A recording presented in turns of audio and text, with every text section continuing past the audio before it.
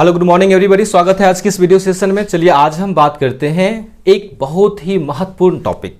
जी हाँ, आज हम बताने जा रहे हैं आपको कि कोई भी परिमेय संख्या अगर आपको दे दे, ठीक है, उसका कहेगा कि दशमलव प्रसार ज्ञात कीजिए। वो भी कैसे?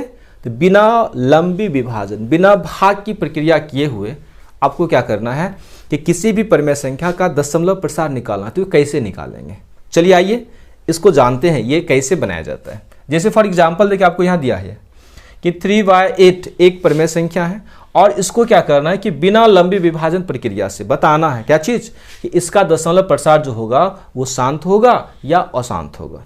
तो ये शांत अशांत होगा, ये चीज पहले आइए समझते हैं। शांत का मतलब ये हुआ कि जैसे मान लीजिए हम 3 में अगर हम 8 से डिवाइड करें, यानी 8 से अगर भाग दें तो कैसे होगा?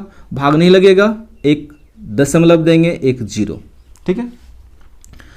8 को 3 बार पढ़ेंगे, 8 या 24 हो गया, फिर घट के आएगा 6, ये कट गया, फिर 0 यहाँ देंगे, 8 6 48 और 8 7 56, यानी कि 7 बार में लगेगा, क्या होगा? 4 और ये कैंसिल, फिर 0 देंगे, 8 5 40।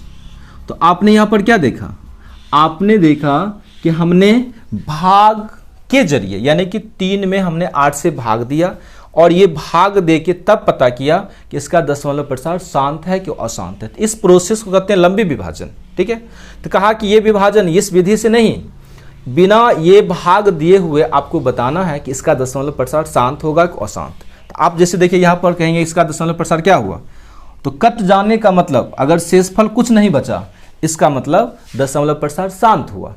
यही क्या होता है, शेषफल कंटिन्यू बचता ही चला जाता, वो कभी कटता ही नहीं और वो संख्याओं का बार बार रिपीटेशन होते रहता, ठीक है। तब उसको हम क्या करते हैं? अशांत आवर्ती कहते हैं।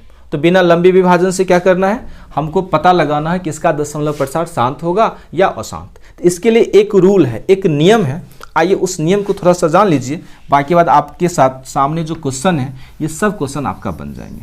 नियम क्या कहता है कि कोई भी परिमेय संख्या अगर आपको दे दे, जैसे मान लीजिए p/q एक परिमेय संख्या हो गया, ठीक है, जहाँ पर q का मान क्या नहीं होना चाहिए, तो 0 नहीं होना चाहिए, q = नॉट 0, ठीक है।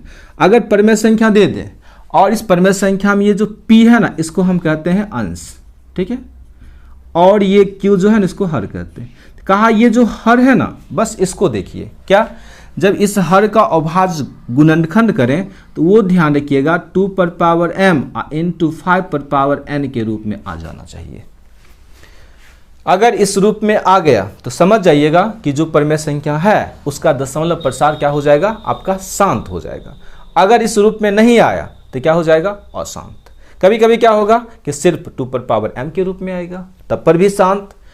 5n के रूप में आएगा, तब पर भी शांत। दोनों आ गया तो शांत, ठीक है। तो आइए इस प्रोसेस हम क्या करते हैं, क्वेश्चन नंबर फर्स्ट को बनाते हैं कि इसका दशमलव प्रसार क्या होगा। चलिए यहाँ देखते हैं, जैसे कि 3/8, सबसे पहले क्या कीजिए, इस 8 का अभाज्य गुणनखंड कीजिए। चलिए करते हैं, देखिए 8 का जब अभाज्य गुणनखंड करेंगे तो 4 हो जाएगा, फिर 2 से लगाएंगे 2, यानी 8 को हम 2 पर पावर 3 लिख सकते हैं और यहाँ पर 3।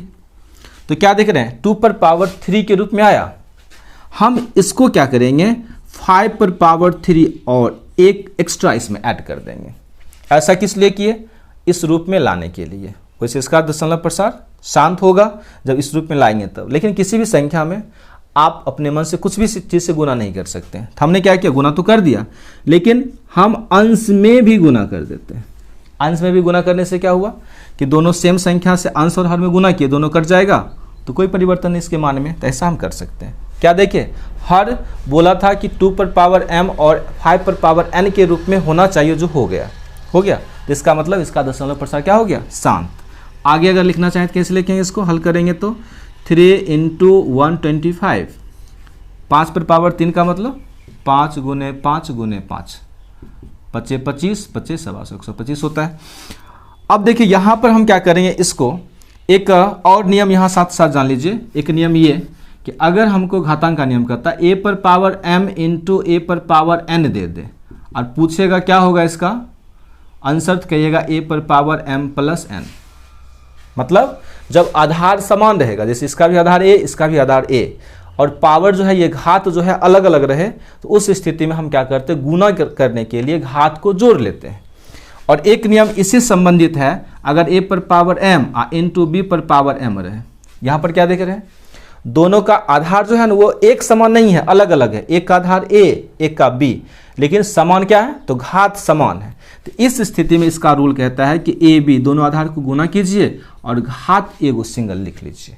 यहाँ पर वही बात है, दोनों का आधार अलग अलग है, यहाँ 2 है, यहाँ 5 है, लेकिन इसका घात दोनों का सेम हो गया है, तो हम इसको 2 इंटू 5 पर पावर 3 लिख सकते हैं इस नियम के अनुसार। आइए पुनः इसको हल करेंगे, तो 125 को 3 बार पढ़ेंगे तो कितना हो जाएगा, तो गुना कर लीजिए। 125 को 3 से मल्टीप्लाई करेंगे तो क्या हो जाएगा, 5 तिया 15, 3 दूनी 6, 1 7 और 3 इकाई 3, 375 होता है। तो 375 बट्टे 10 पर पावर 3।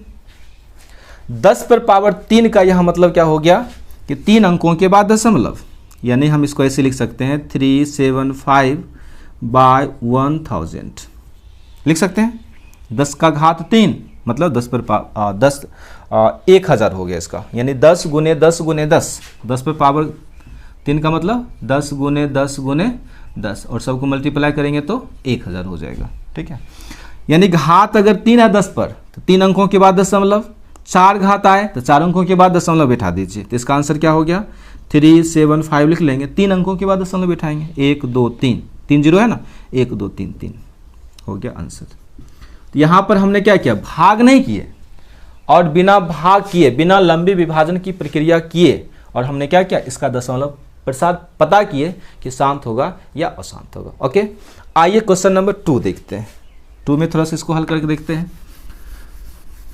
2 में क्वेश्चन है 13/125। ठीक है, कितना है 13 बट्टे 125। करना क्या है, 13 को ऐसे लिख लिए, 125 का अभाज्य गुणनखंड करना है। तो आइए सबसे पहले हम 125 का अभाज्य गुणनखंड करके देखते हैं क्या आता है। ठीक है, तो 125 का अभाज्य गुणनखंड 5 लगा दें, 25 25 सवा 100 होता है ना, फिर 5 लगाएंगे तो 25, यानी कि 125 का अभाज्य गुणनखंड करेंगे तो 5 पर पावर 3 आएगा। अच्छा, इसको हम ऐसे लिख सकते हैं, क्या बोला था नियम, 2 पर पावर m इंटू 5 पर पावर n के रूप में होना चाहिए, नहीं। तो यहाँ पर क्या देख रहे हैं हम, 5 पर पावर n के रूप में आ रहा है, लेकिन ये नहीं आ रहा है ना, तो इसको इस रूप में डालिए। 2 पर पावर घात 3 है तो 3 डालिए ना, सेम रहेगा तो थोड़ा सा आसान हो जाएगा। फिर क्या करेंगे, हर में जो गुना किया वही बात अंश में करेंगे। 13 इंटू 2 का घात 3 है 8 हो जाएगा, और इसको हम कैसे लिखेंगे, 10 पर पावर 3। नियम क्या कहा, जब आधार भिन्न भिन्न हो, घात समान हो, तो आधार को गुना कर लीजिए, यानी कि 5 को 2 से गुना करेंगे, 5 दूनी 10, और दोनों का घात समान है तो उस घात को सिंगल घात लिख दीजिए। अब 13 को 8 से गुना करेंगे, कितना हो जाएगा, बोलिए 104। ठीक है, 104 अब बाय घात कितना है, यहाँ 1000 लिख सकते हैं ना, 10 का घात 3 1000। ठीक है, या फिर यहाँ पर ही लिख सकते थे गुना करके, घात 3 है तो 3 अंक के बाद दशमलव, यानी 104 में 3 अंकों के बाद दशमलव, 1 2 3, 3 अंकों के बाद दशमलव, यहाँ 0 दे दीजिए, थोड़ा सा अच्छा लगे देखने में, हो गया। ठीक है, समझ में आ रहा है ना। ये जो है ना, इस विधि को हम क्या करते हैं, बिना लंबी विभाजन, आप भाग नहीं दे रहे हैं, क्या कर रहे हैं, सिर्फ अभाज्य गुणनखंड करके और तब बना रहे हैं। ठीक है, तो इस तरह के प्रश्न जो है आपके बोर्ड एग्जाम में पूछे जाते हैं, थोड़ा सा अच्छा से देखिए समझिए। आइए एक और सवाल है, उसको भी बनाते हैं। अगला प्रश्न है 7/80। इसका निकालना क्या चीज, दशमलव प्रसार शांत होगा या अशांत। 7/80, सबसे पहले काम क्या करेंगे कि ये 80 का अभाज्य गुणनखंड करेंगे। चलिए करते हैं, देखिए 80 का जब अभाज्य गुणनखंड करेंगे, 2 से लगाएंगे 40 हो गया, 2 20, 2 से लगाएंगे फिर 10, 2 से लगाएंगे 5, यानी कि हम 80 को ऐसे लिख दें, 2 का घात 4, 1 2 3 4 और इंटू 5। ठीक है, नियम क्या बोला, कि 2 पर पावर m इंटू 5 पर पावर n के रूप में होना चाहिए। यहाँ क्या देख रहे हैं, आ गया है। लेकिन यहाँ पर एक थोड़ा सा समस्या ये है, इसका दशमलव प्रसार शांत होगा, लेकिन इसका दशमलव प्रसार शांत ज्ञात करने के लिए हम क्या करेंगे, दोनों का घात एक समान कर लेंगे। तो क्या होगा, वो आसानी से ज्ञात हो जाएगा। तो घात समान करने के लिए इसका घात 4 है, 2 का घात 4 है, हम क्या करते हैं 5 का घात भी 4 बना लेते हैं। तो यहाँ पर कुछ घात नहीं है, तो एक तो है पहले से ना, हम कितना और से मल्टीप्लाई करें कि 4 हो जाए, तो 3 से, क्योंकि 3 और 1 4 हो जाएगा ना। और जिस संख्या से हमने हर में गुना किया वही सेम संख्या से आप अंश में भी गुना कीजिए, तब ना दोनों कट गया, मान में कोई परिवर्तन नहीं हुआ। अब हम इसको 7 गुने 125 तो लिख सकते हैं ना, 5 पर पावर 3 है तो 5 को 3 बार मल्टीप्लाई करेंगे तो 125, और इसको हम लिख सकते हैं 2 पर पावर 4 और 5 पर पावर 4। इस दोनों को एक साथ मिलाएंगे ना, गुना करेंगे, दोनों का आधार समान है, और घात को जोड़ेंगे 3 और 1 4। पुनः कहेंगे 125 को आप गुना कर दीजिए कितना से, 7 से। तो 125 को 7 से गुना करेंगे, 7 5 35, 3 हो गया, 7 दूनी 14, 3 17 हो गया, कितना बच गया 1, 7 1 7 1 8, 875। यानी आपका 875 बट्टे 10 पर पावर हम 4 लिख सकते हैं। 10 कहाँ से आया, 2 5 10, दोनों का आधार अलग अलग था, गुना कर लिए और घात 1 लिख दिए। घात कितना 10 का 4, 4 अंकों के बाद दशमलव बैठा दीजिए। कैसे, तो 8 7 5, यहाँ तो 3 ही अंक हैं, 1 0 यहाँ बैठा दिए, 4 अंक हो गया, 1 2 3 4 अंक हो गया, दशमलव दे दीजिए, 1 0 उससे पहले दे दीजिए, यही हो गया आपका आंसर। तो हमने क्या देखा कि बिना लंबी विभाजन किए हुए किसी भी परिमेय संख्या का दशमलव प्रसार किस प्रकार ज्ञात किया जाता है। ओके, एक सवाल आपके लिए आप बना के देखिए। यह वीडियो आपको कैसा लगा कमेंट बॉक्स में हमें ज़रूर बताएं। आज के लिए इतना ही, मिलते हैं फिर अगले वीडियो में, तब तक के लिए धन्यवाद, जय हिंद।